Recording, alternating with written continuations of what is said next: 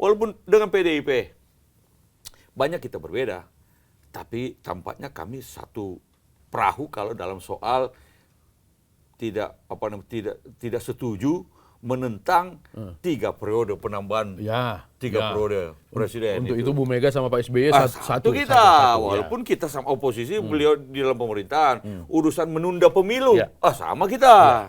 Tapi urusan terbuka tertutup, beda kita. Okay. Tapi ada hal-hal di mana kita bisa sama, mari kita kerjasama. Tidak bisa kita tutup kemungkinan kerjasama pada kebijakan-kebijakan.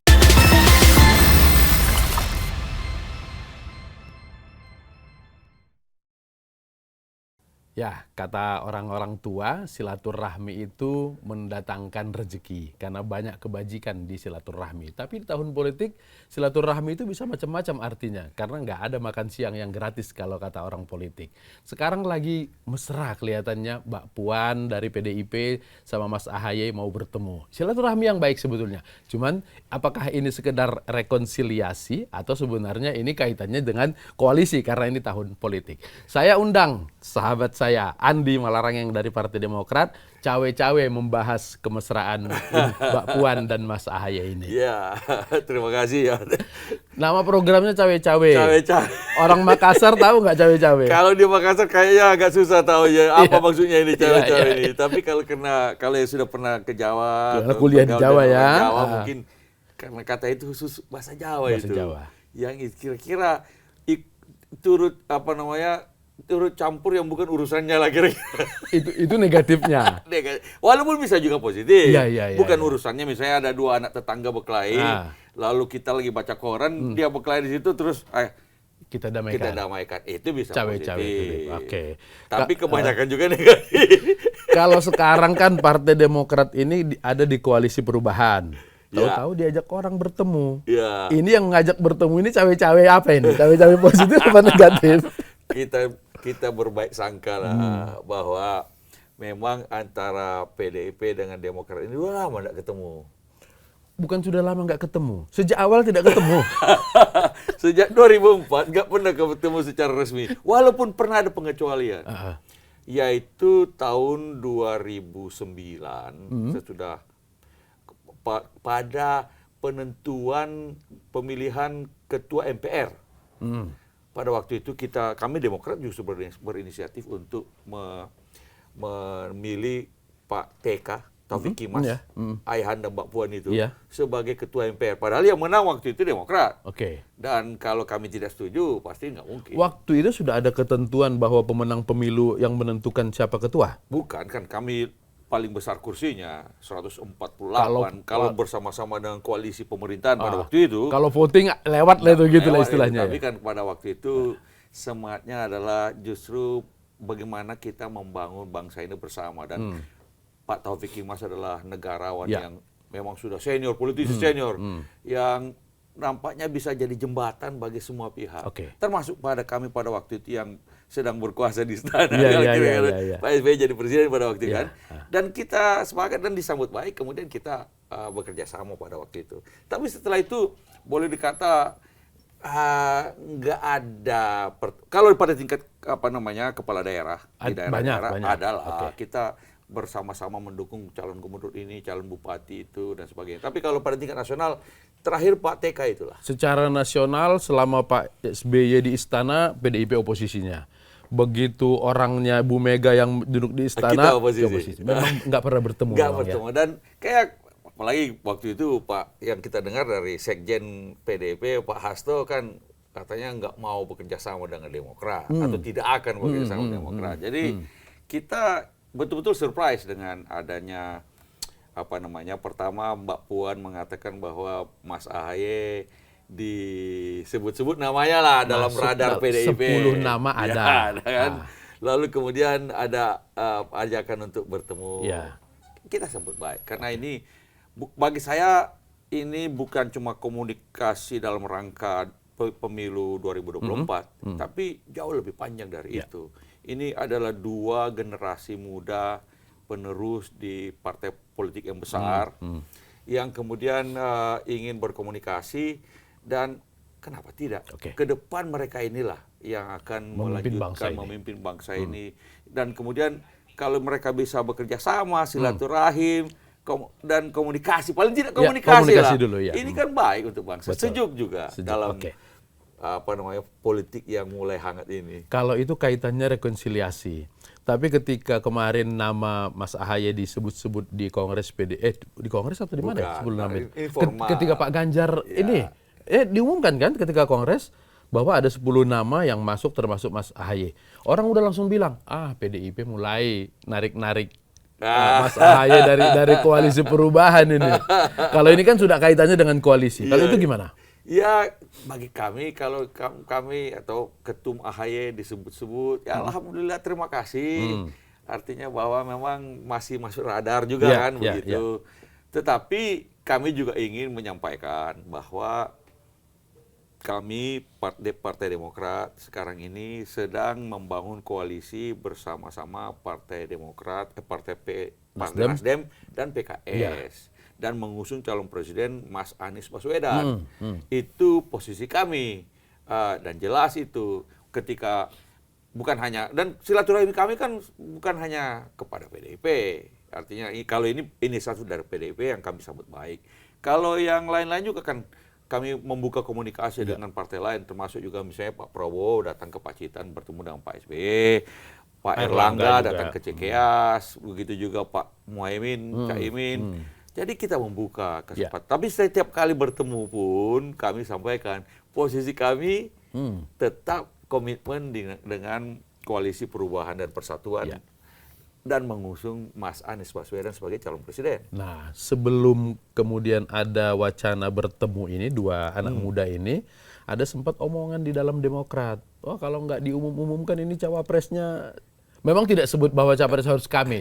Tidak mengumumkan segera cawapres, kami evaluasi lah ini koalisi. Enggak juga begitu. Ya maksudnya begini nih. Ini kalau kami di koalisi perubahan, ini kan koalisinya 3 partai. Ya. Sekarang kami sepakat mengusung Mas Anies Baswedan sebagai calon presiden. Tapi masing-masing partai ini kan masih jalan sendiri-sendiri. Sama-sama mengusung Mas Anies, tapi masih jalan sendiri-sendiri. Belum disatukan menjadi satu barisan yang kokoh. Kan sudah deklarasi. Ya, tapi kan masih belum masih deklarasinya pasti masing-masing. Deklarasi bersama belum ya? Belum. Nah, jadi belum menyatukan kekuatan 3 partai ini menjadi satu barisan dengan tim kampanye nasional, lalu kemudian bagaimana jaringan sampai ke daerah-daerah, relawan dan sebagainya. Ini belum dilakukan. Nah, itulah yang kami sampaikan bahwa ini perlu segera disatukan kekuatan ini sehingga tentu saja dengan capres-cawapresnya supaya kan jelas barisan ini pemimpinnya siapa. Jadi deklarasi bersama itu harus ada sepasang. Oh ya sepasang lah. Wah, kalau sendiri kan belum lengkap namanya. Deklarasi dulu, nanti baru sambil sama-sama mencari. Nggak bisa? Harus lengkap dong. Supaya maksud saya ini tadi itu supaya langsung semua sehingga begitu setelah deklarasi bisa full speed. Ya. Karena waktu makin dekat ini. Dulu 2019 itu pemilunya bulan April. Ya. Pendaftaran partai bulan Agustus. Ya, kampanyenya panjang. 8 bulan itu. Kampanye panjang. Nah, ini kita sudah masuk sebentar lagi bulan Juli nih. Sementara pemilunya cuma Februari. Jadi memang harus ada percepatan. Kalau tunggu kampanye pendaftaran lalu kampanye cuma 75 hari. Itu nggak mungkin mengcover seluruh Sabang sampai Merauke, 38 provinsi sekarang dengan hanya 75 hari. Oke. Kalau sudah deklarasi sepasang, Demokrat akan full speed. Bukan cuma Demokrat, seluruh kekuatan ini jadi full speed. Kalau wakilnya bukan Ahaye, full speed juga nggak? Itu kita tidak usah mengandai-andai. Kalau kami terus terang, kita berpegang aja pada piagam kesepakatan yang sudah ditandatangani oleh ketiga partai politik. Ada disebutkan kriteria. Diserahkan kepada Mas Anies Baswedan untuk menentukan sesuai dengan kriteria-kriteria yang sudah disepakati bersama. Misalnya berkontribusi untuk kemenangan. Karena untuk apa gunanya kalau tidak menang? Berkontribusi untuk stabilisasi koalisi. Berkontribusi untuk perubahan. Lalu kemudian juga ada visi yang sama dengan capresnya, ada chemistry-nya. Jadi kira-kira kan sudah jelas itu. Untuk seluruh piagam ini Mas Ahaye masuk? Kemudian kami menyodorkan tentu saja Mas Ahaye, monggo dibanding-bandingke. Nah, kalau lagunya ojo dibanding-bandingke. Kalau ini monggo. Nah, ini monggo dibanding-bandingke. Iya. Nah, silakan Mas Anies sebagai capresnya menentukan. Di depan, di permukaan selalu Bapak SBY maupun Mas Ahaye selalu bilang ya terserah Mas Anies karena memang piagamnya seperti itu. Tapi ada orang-orang di samping-samping ini yang bilang kalau enggak Mas Ahaye kami Nah, kalau kami Partai Demokrat nggak pernah bilang begitu. Yang kami katakan adalah bahwa kalau mau menang milih Ahaye, Anies Ahaye. Karena ada polling, simulasi bisa kalau dibikin. mau menang pilih Ahaye. Iya dong. Kalau masa udah mau menang. Nggak ada orang deklarasi nggak mau menang. Lah iya dong. Berarti harus pilih Ahaye dong kalau gitu. Kan mari dibanding-banding ke. Kalau ada yang lebih baik monggo. Baru kita lihat sama-sama. Sesuai yang piagam kesepakatan itu. Kan dan setelah itu tentu saja silakan masuk Anies ini kan doktor ilmu politik. Iya. Kan sama-sama kami sekolah dulu. Sama UGM ini, geng UGM ini. Jadi mestinya kan beliau pasti tahu yang penting silakan dibanding-banding ke. Masing-masing partai silakan juga menyodorkan siapa nama-nama yang dianggap paling pas. Kami menyodorkan Mas Ahaye. Satu nama aja Mas Ahaye. Teman-teman dari PKS mungkin juga menyodorkan juga. Dari Nasdem juga silakan dibanding-bandingin lalu dipilih. Itu kan. Dan jangan lama-lama. Jangan lama-lama. Pertimbangannya tadi supaya bisa cepat bergerak. Iya dong. Karena beda dengan kalau PDIP misalnya. Dia satu partai saja sudah bisa jalan. Iya. Kan kalau Pak Prabowo dengan KKIR-nya itu, dia 2 partai pun sudah jalan dia. Pak Prabowo dengan asal PKB. Dengan Caimin misalnya. Asal PKB, cukup. Saya sudah cukup ya. Kami 3 partai. Kan harus memenuhi syarat 20% itu. Dan kalau dengan demikian maka menyatukan ini perlu ada proses. Satu aja cabut selesai bubar koalisi. Ya, karena itu kita mesti bikin solid ini. 3 ini menjadi satu kekuatan, satu barisan. Barisan perubahan. Kan begitu. Karena memang sudah suara perubahan ini makin santer, nggak mungkin bisa ditahan. Iya. Dan sebetulnya karena Demokrat adalah selalu ada di oposisi, maka yang berhak memegang kata perubahan itu sebenarnya Demokrat ya kan? Ya wajar juga, kami kan memang partai oposisi, sehingga kemudian platformnya memang harus platform oposisi. Tapi walaupun demikian, kami tetap membuka komunikasi dengan partai-partai lain. Membuka komunikasi ini tujuannya apa? Kan bisa saja kemudian pertama kita bekerja sama ke depan. Ke depan? Bukan bekerja sama, kami mau cabut ke sana asal kamu kasih. Kalau untuk Pilpres 2004 memang kalau tiga calon ya ada kemungkinan atau hampir boleh dikata akan ada putaran kedua. Kalau ada putaran kedua, kan berarti ada yang tersisih. Kalau misalnya di situ kita harus melihat lagi kemungkinan kerjasama baru di dalam putaran kedua. Bisa ke sana. Kalau kami yang masuk, tolong bantu kami. Kalau kami yang tidak masuk, kita bicara juga. Itu kan. Kan bisa. Tapi sebenarnya yang lebih penting lagi komunikasi politik itu di antara kekuatan-kekuatan politik adalah bagaimana bersama-sama kita bisa membangun bangsa ini. Kami berada di oposisi. Beberapa partai lain yang kami temui juga justru berada di pemerintahan, tapi kita bisa berkomunikasi. Lalu kemudian, karena banyak hal yang bisa kita kerja sama-sama. Misalnya begini, walaupun dengan PDIP, banyak kita berbeda, tapi tampaknya kami satu perahu kalau dalam soal tidak setuju menentang 3 periode penambahan 3 periode presiden. Untuk itu Bu Mega sama Pak SBY satu kita. Walaupun kita sama oposisi, beliau di dalam pemerintahan. Urusan menunda pemilu, sama kita. Tapi urusan terbuka tertutup, beda kita. Tapi ada hal-hal di mana kita bisa sama, mari kita kerjasama. Tidak bisa kita tutup kemungkinan kerjasama pada kebijakan-kebijakan tertentu. Rencana bertemu Ibu Puan itu komunikasi nggak dengan Koalisi Perubahan? Oh ya, tentu saja kita sampaikan supaya jangan ada salah mengerti. Jangan ada dusta di antara kita. Karena kan inisiatif bukan dari kami. Inisiatif dari teman-teman PDIP yang kemudian kami sambut baik. Kemudian ada pertemuan antara Sekjen PDIP dengan Sekjen kami, Mas Hasto dengan Mas Rifki.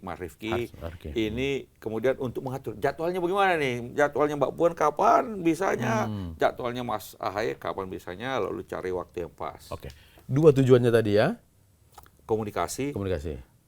Kemudian kerjasama ke depan, tetapi lebih penting lagi bagaimana dua generasi muda pemimpin-pemimpin bangsa ini ke depan bisa lebih nyambung lah. Kalau kaitan dengan koalisi tadi satu sudah dijelaskan, kalau di putaran kedua ada yang tersingkir bisa bicara nanti sekarang. Kita bisa buka komunikasi. Kalau yang jarak dekat, orang selalu bilang ini Puan sama AHY mesra, udah jelas ini Anies tersingkir ini.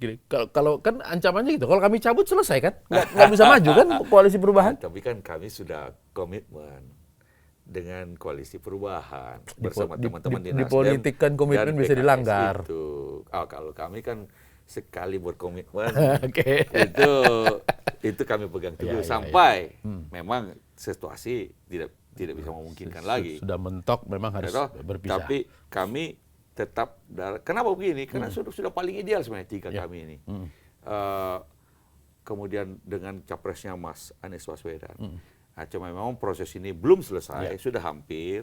Saya rasa juga teman-teman di Gerindra maupun juga di PDIP juga dalam posisi saling nunggu.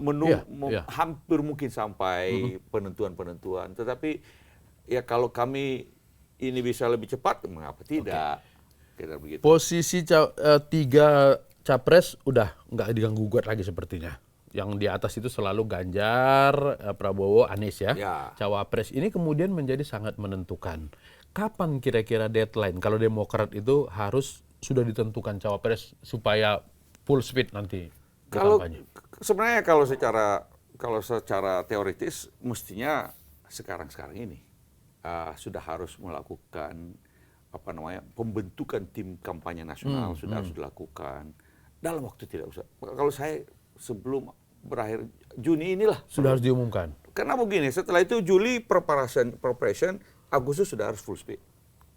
Kan butuh waktu untuk jaringan ke daerah, belum juga relawan, belum jadi bagaimana kerjasama tim kampanye nasional yang menggabungkan kekuatan tiga partai. Kalau sekarang sama sekali nggak jalan ya, karena bukan jalan, tapi jalan sendiri-sendiri. Mas Anies kan bilang nggak ada dana dari PKS dan Demokrat turun untuk kampanye ini katanya kan pernah? Nggak usah pakai dana, kita melakukan kegiatan segala macam, lalu kemudian Mas Anies kita undang dalam kegiatan kampanye, bukan kampanye, kegiatan Partai Demokrat. Itu kan sudah sekarang belum kampanye, tapi memperkenalkan Mas Anies dalam jajaran Partai Demokrat dan pendukung-pendukung Partai Demokrat sudah kami lakukan juga. Jadi tinggal tunggu waktu. Sekarang ini baru kalau kita lihat polling di Kompas kalau terakhir itu juga polling yang lain juga. Di antara tiga partai ini pun Demokrat paling tinggi. Suara pendukung Demokrat memilih Anies Baswedan. Jadi memang sudah cocok, sudah jalannya sudah benar. Iya. Saya beberapa kali ke daerah, saya sering lihat balihonya caleg-caleg PKS itu sudah pasang PKS Anies presidennya, tapi Demokrat belum masang. Kan susahnya begini kalau Demokrat nih, kalau dipasang Anies Baswedan dengan Ketua Umum AHY, orang bilang, loh kok sudah pasang seakan-akan sudah Anies AHY padahal belum deklarasi. Padahal ini cuma Ketua Umum gitu ya. Kalau dipasang sendiri tidak pakai Ketua Umum, loh kok dibiarkan sendiri aja foto itu. Jadi serba salah memang kalau sekarang ini. Nah, makanya tadi saya katakan, tiga kekuatan ini perlu segera disatukan bersama-sama dengan capres-cawapres. Lalu kita full speed dengan tim kampanye nasional, jaringan sampai di daerah, dan juga relawan juga. Ini sudah banyak sekali relawan tapi relawannya bilang, ini kamu mau bikin relawan Anies AHY. Tapi sudah ada belum? Sudah. Masa relawan Anies dan titik-titik? Iya. Deadline-nya kapan? Saya rasa tidak usah kita bilang deadline, tapi lebih kali ini cocok kita dengan Pak JK. Lebih cepat, lebih baik. Iya. Jangan habis Juni kalau gitu. Iya, kalau bisa begitu. Karena supaya Juli kita betul-betul preparation untuk bagaimana membangun jaringan kampanye itu itu butuh waktu juga. Intinya Agustus sudah harus full speed. 1 bulan kita pakai untuk membangun jaringan. Mestinya udah mantap jalannya itu. Tinggal kemudian kita atur jadwal bagaimana bertemu muka dengan masyarakat. Presiden PKS, kemudian Ketua Dewan Pembina Pak SBY, lalu Pak Surya Paloh selalu bilang wewenang penentuan cawapres itu ada di Anies. Apa memang hanya Anies? Tidak menimbang suara Pak Surya, Pak SBY, Pak Presiden PKS? Saya rasa kita sudah sepakat semua toh.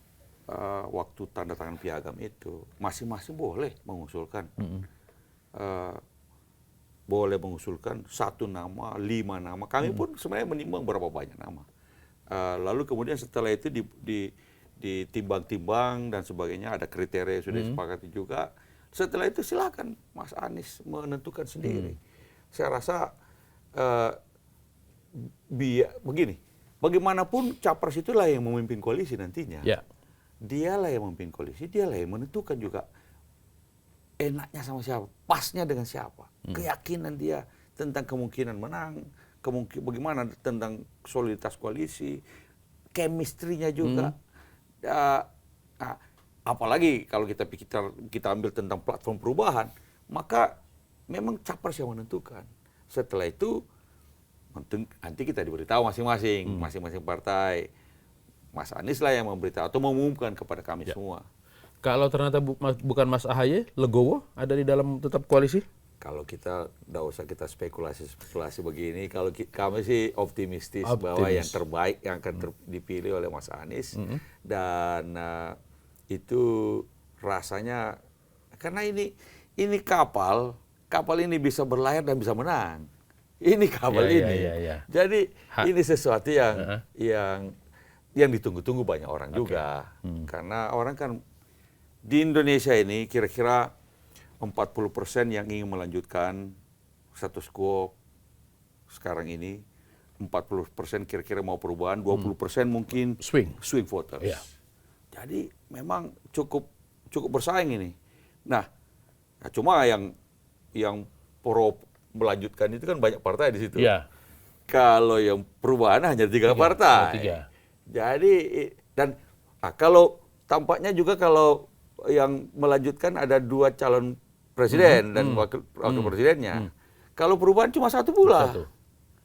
Cuma 1. Jadi ini kemungkinan sangat kuat. Kalau selalu disebut bahwa Mas AHY juga ada dalam platform perubahan. Berarti peluangnya untuk menjadi cawapresnya Ganjar dan cawapresnya Prabowo nggak ada? Sekarang begini, kami ini jelas posisinya sekarang. Ya, kami di koalisi perubahan. Kami mendukung Mas Anies Baswedan sebagai calon presiden. Tapi kalau berkomunikasi dengan partai lain kami terbuka. Tapi kalau bicara tentang Pilpres 2024, posisi kami di koalisi perubahan. Jelas pula itu. Dan setiap kali pun kami sampaikan kepada Pak Prabowo, disampaikan oleh Pak SBY, pada Mas Erlangga, Cak Imin, itu disampaikan juga posisi kami begini. Tapi kan kalau tidak dipilih lalu kemudian kami keluar, kan masa nggak ikut mengusung capres, rugi juga kan buat Demokrat. Kan namanya proses komitmen itu kan harus ada prosesnya. Harus ada proses sehingga kemudian jangan masa ujuk-ujuk kayak kalau kawin tembak langsung aja gitu. Tidak bisa, ada prosesnya juga. Kan ada proses pendekatan dulu, habis itu kalau pendekatan mungkin ada ditembak dulu, pelamaran dulu lah, lamaran habis itu midodareni, baru kemudian midodareni pun nanti ada nikah, ada resepsi, jadi panjang ada panjang proses itu, tidak bisa langsung kawin kau sama aku. Kalau tidak bubar. Tapi apakah komunikasi yang dijalin dengan koalisinya Pak Prabowo maupun koalisinya Mas Ganjar ini selain daripada ingin ke sana, apakah untuk meningkatkan bergen juga di mata Mas Anies? Bilang, kalau nggak pilih saya bisa kemana? Misalnya kalau dengan PDIP, inisiatif kan dari PDIP, bukan dari kami. Kalau pertemuan dengan nanti kalau terjadi pertemuan Mbak Puan dengan Mas Ahaye kan inisiatif dari PDIP, bukan dari kami. Kami kan menganggap partai PDIP nggak mau cawe-cawe dengan kita. Iya. Karena sudah berulang kali dibilang kami ya. tidak pernah maksa kan begitu. Orang tak mau kami pun tak hendak. Tapi kalau orang mau buka komunikasi, ayo. Mari, tidak ada masalah, kami sambut baik. Ya, bukan begitu posisinya. Orang lalu bilang, berarti kalau gitu PDIP ini yang berusaha menggembosi koalisi perubahan. Tapi kan, ya kami tidak mau bicara seperti itulah. Ya, kami berprasangka baik.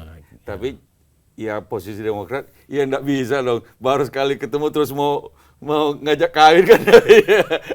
Cuma paling enggak kan memberitahu. Tapi kalau dengan komunikasi, ini komunikasi dalam rangka politik kebangsaan ke depan, kan gitu. Main dua kaki kalau gitu. Oh enggak, kaki kami dua-duanya di sini. Jelas itu. Jelas itu di sini. Enggak ada perubahan. Jelas. Perlu dicatat ini. Dua-dua kaki di sini. Supaya Mas Anies enggak curiga dengan kita. Kaki masih di perubahan. Kaki masih di perubahan. Dua-dua di situ. Dan cuma kan belum selesai memang proses itu. Kan seperti tadi itu. Ya kira-kira kalau sekarang ini mudah-mudahan segera bisa segera ada proses lamaran lah. Ya. Tapi karena waktu yang pendek kan berarti harus ada deadline. Ya. Kalau nanti berlarut-larut tunggu jadwal Begini, pendaftaran. memang secara ada namanya bukan deadline lah, timeline. Ini paling bagus mulai lamaran tuh kira-kira waktu-waktunya segini. Lalu nanti kemudian ada midodareninya di sini. Baiknya supaya kalau persiapan nikahan gedung di sini, segala macam pas lah gitu lalu ya. Kemudian kapan kira-kira persepsinya. Itu perlu ada timeline yang jelas supaya kita juga bisa mengatur pace kita ini masing-masing juga mengatur. Kan begini, selain pilpres ada pileg, jangan lupa itu. Kita ini di partai nggak mungkin lupa ada juga pileg, di mana kebutuhan untuk mensukseskan pileg ini juga ada macam-macam juga. Kita melakukan penkaderan, pendidikan politik, strategi dan segala macam. Jadi kegiatannya Ketum Ahaye dan elit-elit partai kita ini sampai di daerah juga untuk itu dua hal. banyak kita lakukan. Sehingga kalau kita mau melakukan kapan midodareni, kapan nikahan, itu harus ada timelinenya supaya kita juga bisa mengatur jadwal masing-masing 3 partai loh. Kalau melihat dengan survei-survei suara Mas Anies sepertinya stagnan, maka yang paling efektif waktu timelinenya ini untuk mengumumkan capres-cawapres ini kapan supaya ini bisa ngejar sampai bulan Februari. Kalau soal survei itu naik turun, tergantung dari survei mana. Kami sedang melakukan survei nasional juga, nanti kita lihat lagi. Di internal. Tapi di internal dan itu kalau kalau dipasangkan, kelihatan ini bedanya. Kalau yang sekarang terjadi ini kan baru satu-satu nih, satu nama. Yang realistis kan dipasangkan. Misalnya Anies Ahaye, bandingkanlah dengan siapa-siapa dan siapa-siapa begitu. Tinggi? Oh tinggi. Itu. Jadi yang realistisnya nanti itu ketika semua mengumumkan siapa capres. Karena salah pilih capres. Salah pilih cawapres itu bisa berakibat fatal juga. Ada yang bilang bahwa ini kali ini karena perbedaan elektabilitas dari 3 calon utama ini tipis-tipis. Sehingga pertama kemungkinan besar kan ada putaran kedua. Dan karena tipis-tipis, maka sebaiknya yang dibutuhkan adalah cawapres yang bisa mengangkat elektabilitas sang capres. Bukan tarik turun. Dan di surveinya internal Demokrat ini... bukan cuma internal, di survei mana-mana kita lihat. Disatuin 2 nama. Kalau disatukan 2 nama, itu begitu. Itu. Pak Anies identik dengan Nasdem. Ahaye dengan Demokrat. PKS? Pernah tidak pernah kedengaran mengusulkan nama. Ada dong. Aher. Kang Aher. Ya. Mantan gubernur. Ya, tapi Jawa Barat. tidak segencar nama Mas Ahaye untuk sepasangan. Itu tergantung nanti Mas Anies bagaimana pilihan dari Mas Anies. Tapi teman-teman dari PKS ada. Maksud saya, Lalu kemudian yang lebih penting lagi adalah kita sama-sama sepakat ini, dengan perubahan itu. jangan sampai kemudian ketika Anies AHY tahu-tahu PKS-nya out kan percuma. Cuma Kita dua sudah partai nggak sepakat. cukup. Kita kan sudah sepakat memberikan sepenuhnya kewenangan kepada Mas calon Anies. presiden, Ya. Mas Anies. Nggak, karena gini Sehingga kan. masing-masing kita boleh mengusulkan, kami mengusulkan, PKS mengusul, Nasdem pun silakan mengusulkan. Karena juga. yang saya tangkap Demokrat ini kalau bukan Mas AHY yang dipilih agak-agak gimana gitu Kami loh. nggak pernah bilang gitu. Tapi Yang kan saya kami tangkap. masing-masing boleh dong kita mempromosikan calon yang kita ajukan kan gitu. Kalau mempromosikan Mas Ahy ya boleh. Iya, dong. iya, boleh, Yang lain juga boleh. Boleh. Keputusan sepenuhnya sama Mas Anies. Mas Anies. Kalau kami mengatakan begitu. Monggo dibanding-banding ke. Secara kriteria masuk, Secara kriteria survei ketika disatuin juga masuk. apalagi kalau mau mengambil suara perubahan. Seruan. Itu mesti juga dari tokoh yang memang menyuarakan suara perubahan dari dulu. Oke. Ibu Khofifah di Jawa Timur itu siapa yang ngusulin? Demokrat atau PKB? Ya. Yang Yang jelas partai besarnya. disinggung juga namanya. Tapi kalau kami kan jelas yang kami usulkan. Tapi mari dibandingkan, tidak ada masalah. Artinya kan kalau saya tanya tadi kalau dia diusulkan oleh Demokrat di Jawa Timur sana waktu itu berarti kan bisa dibilang Ibu Khofifah juga orangnya Demokrat gitu loh. Untuk pemilihan gubernur. Iya, iya. Iya, kalau Mas Ganjar pemilihan gubernur kami pun juga mendukung. Ya. Karena pemilihan kepala daerah ini agak beda dengan pemilihan nasional. Beda ya? Pemilihan kepala daerah lebih cair, di mana kita bisa bekerja sama dengan berbagai ganti-ganti. Di sini kita bekerja sama dengan partai A, di sebelah sini di provinsi lain partai B, begitu di kabupaten kota juga yang lain. Karena itu model koalisi yang ada di daerah-daerah berbeda-beda sesuai dengan dinamika kekuatan politik yang ada di daerah tersebut. Tidak mencerminkan nasional ke daerah nggak ada ya? Nggak bisa. Karena misalnya jangankan di satu provinsi, satu provinsi lain kabupaten koalisi pendukung bupati atau wali kota pun beda. Itu implikasi dari penunjukan Mas AHY sebagai cawapres. Ini berandai-andai aja kalau hitung-hitungannya. Kepada elektabilitas partai seberapa besar kalau menurut hitungan Demokrat? ya kita berharap ada efek elektoralnya. Tapi pada dasarnya yang lebih penting adalah memang akan muncul semangat dari kader-kader partai. Yang itu yang membuat perbedaan mungkin nantinya adalah kemudian kader-kader partai sampai ke bawah pasti akan semangat. Jadi tidak langsung misalnya kalau jadi cawapres selalu elektabilitas naik, enggak juga. Yang menentukan memang kemudian muncul semangat gairah yang luar biasa dari kader-kader partai tersebut. Kalau melihat tokohnya ada yang jadi ada dalam surat suara lah kira-kira begitu. Tadi udah diceritakan sama Bang Andi, Bang Anto ini bahwa di survei-survei kalau disatuin sama Anies tinggi. Udah pernah dicoba belum dengan yang lain?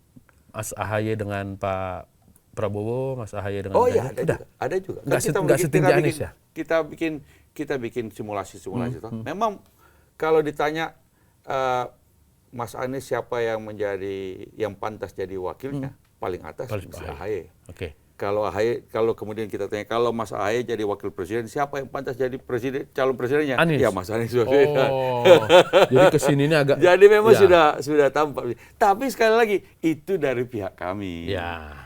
Semuanya tergantung dari Mas Anies. Tapi kan cerminan masyarakat pemilih juga jadi begitu kan? Oh iya.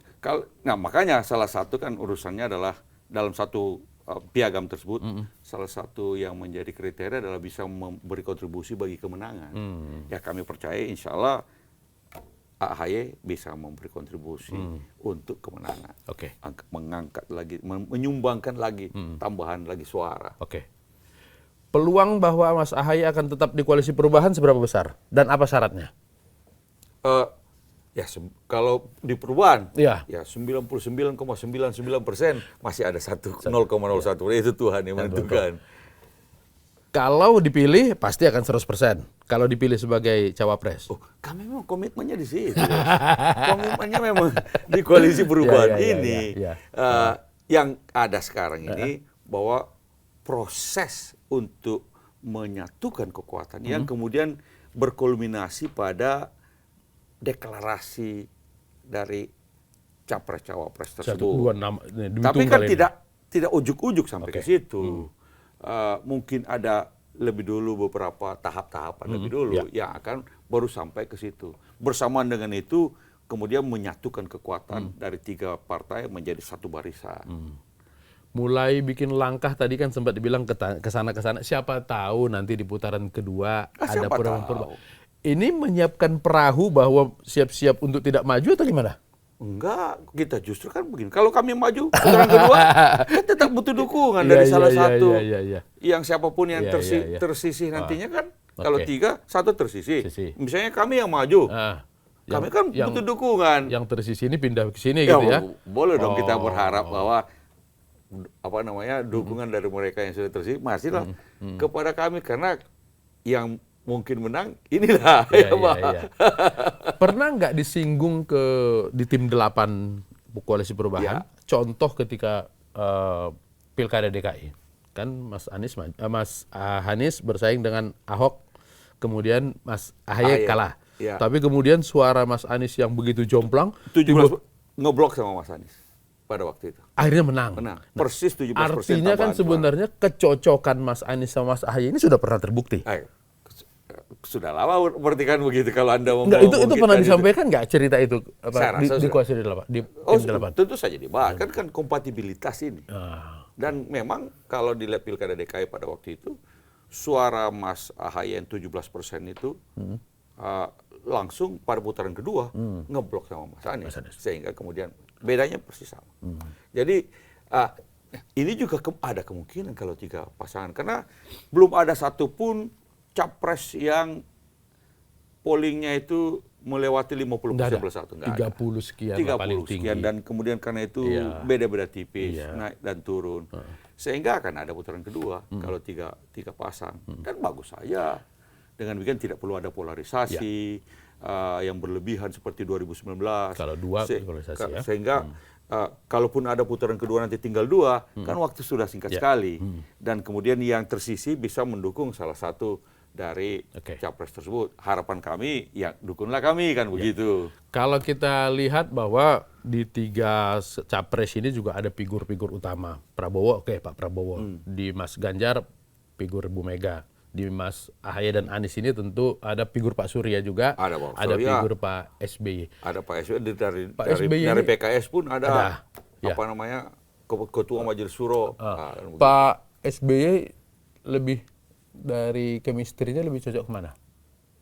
Kalau Pak SBY kan sekarang jadi pelukis saja. Penyanyi dan pelukis. Yang di depan Mas Ahy. Beliau sekarang Tutwuri Handayani kalau bahasa Jawa dari belakang tapi menguatkan. Tapi memang beliau adalah juga Ketua Majelis Tinggi Partai Demokrat.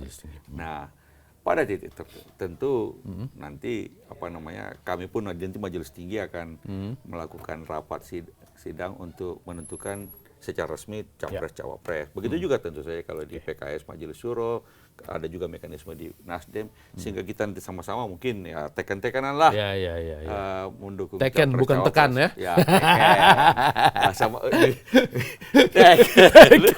Jangan tekan. Di kampung kita bilang teken. Sudah diteken belum? Udah teken. Kalau sudah diteken dah lurus semuanya. Ya kira-kira begitu. Tapi mudah-mudahan bisa lebih cepat. Mudah-mudahan bisa lebih cepat. Nah ini proses ini yang sedang kami lakukan. Tim kecil itulah tugasnya merapikan semua. Setelah itu melaporkan ke masing-masing kepada partai masing-masing. Lalu kemudian kita di partai kita memberikan arahan-arahan atau mendorong lagi supaya tim kecil supaya lebih maju lagi, selangkah lagi. Supaya jangan ketinggalan dengan koalisi lain. Koalisi lain belum bicara cawapres sebetulnya. Sebenarnya sudah cari-cari juga mereka ini. Sudah cari-cari juga. Dan bisa saja apakah akhir bulan ini mereka atau paling tidak bulan depan saya rasa kedua koalisi juga pasti akan mengumumkan. Tapi saling mengunci rekan sendiri itu dalam koalisi itu sah ya? Kan Mas Muhaimin juga pernah bilang kalau nggak buru-buru diumumin kami akan evaluasi juga ini kan bisa. Saya rasa mungkin bilang bukan istilah mengunci, tapi masing-masing partai ketika 2 atau 3 partai menggabungkan kekuatan ada banyak mekanisme, ada banyak proses yang harus dilakukan sehingga bisa 2 atau 3 partai itu mengambil sebuah kesepakatan bersama. Yang menyenangkan semua pihak. Yang bisa diterima oleh semua pihak. Dan masing-masing kan ada proses di dalam partai masing-masing kan gitu. Kami pun juga di Demokrat kan kalau pilpres itu penentuannya di majelis tinggi partai.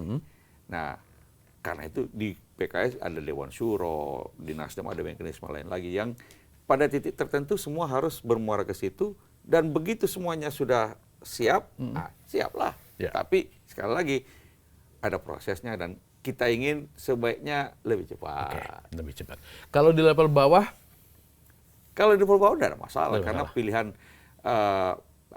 akan ada partai dia elitnya memilih yang itu. Iya, mereka tapi lari. Sebenarnya apa namanya grassroots-nya Ke situ. pilihannya ke situ. Nah, itu berbahaya sebenarnya. Kalau di Demokrat satu Kalau ya? Demokrat sekarang ini kalau kita lihat mayoritas Ke Anies. sudah ke Anies. Anies. Mayoritas sudah Mayoritas ke Anies. Anies, ya. Jadi apalagi kalau nanti sudah resmi Deklarasi. oh, Ini 100% dia. itu kira-kira. Ini yang ditunggu selalu ya. Ah, Kapan begitu. deklarasi maka full speed bergerak full semuanya. speed semuanya. Karena mesin partai kemudian juga langsung bergerak semua. Oke. Itu bedanya di situ. Sekarang kan kebanyakan mesin partai berpikirnya adalah pileg. Pileg dulu, iya. Kemarin kan kita caleg. Habis itu lagi apa namanya tegang-tegang terbuka apa tertutup Iya, ini. iya, iya, iya, Alhamdulillah iya. Mahkamah Terbuka. Konstitusi bilang terbuka. Jadi caleg-caleg kemudian sudah baru mulai lagi karena kemarin kan kalau tertutup yang nomor 2, nomor 3, nomor 4 aku tidur aja lah Bang. Iya. Katanya. Nanti Ngapain dapat suara pun repot-repot yang nunjuk nomor ketua umum. 1 ya. Ketua umum. Iya, iya, iya, iya. Nah, jadi kemarin Pak caleg-caleg kita itu mesin partai semuanya lah ini. Iya. Pikirannya harus terbuka tertutup itu. Alhamdulillah sekarang Terbuka. terbuka. Maka semua caleg-caleg yang Bergerak. pangkon yang bontot pun Heeh. itu mulai bergerak sekarang. Pikirannya pada di pileg. Di pileg. Urusan pilpres ini yang kita-kita ini nih. Iya, iya, iya, iya. Elit partai di DPP masing-masing itu yang kemudian menyusun strategi bagaimana supaya karena kalau urusan pilpres ini memang ya ada di pimpinan pusat partai masing-masing. Tapi tetap berpengaruh siapa yang dipilih. Tapi begitu pada sudah gerakan ada lapangan. dipilih, maka mesin politik sampai ke bawah itu langsung juga bergerak dalam konteks pilpres selain pileg. Oke. Ya. Masih berapa bulan menuju pendaftaran Pilpres? Bulan September ya? Sebenarnya itu Oktober, November. Itu pendaftarannya. Iya. Tapi sekali lagi, kampanye cuma 75 hari. 75 hari. Nggak mungkin. Anda mau keliling seluruh Indonesia, lalu di Jawa aja satu provinsi jumlahnya 30 juta. Iya. Nggak mungkin Anda cuma stop 1-2 tempat. Kalau di Jawa Tengah hanya di Semarang dan Solo. Bagaimana dengan daerah, ada berapa dapil di situ? Harus di-cover semua. Belum lagi yang jauh-jauh. Karena itu nggak mungkin. Sekarang ini harus kita mulai sosialisasi. Sosialisasi bukan kampanye. Ya. Memperkenalkan. Lalu kemudian berdialog dengan masyarakat. Supaya masyarakat mulai tahu visinya apa. Misalnya Mas Anies ini, apa visi misinya. Bagaimana perubahan yang dikatakan itu, apa yang mau dilakukan perubahan. Tapi ada juga yang perlu dilanjutkan. Yang masih baik, yang sudah baik, ya kita lanjutkan. Tapi yang kita fokus bagaimana perubahan-perubahan yang harus dilakukan. Oke, full speed tapi jangan lama-lama. Jangan lama-lama, karena kita sudah mesti bergerak segera. Waktu jalan terus. Oke, baik, masih ada 3 bulan tapi jangan lama-lama. Mudah-mudahan segera terbentuk keinginannya Partai Demokrat. Terima kasih. Terima kasih. Ya, demikian cawe-cawe. Latif Siregar pamit.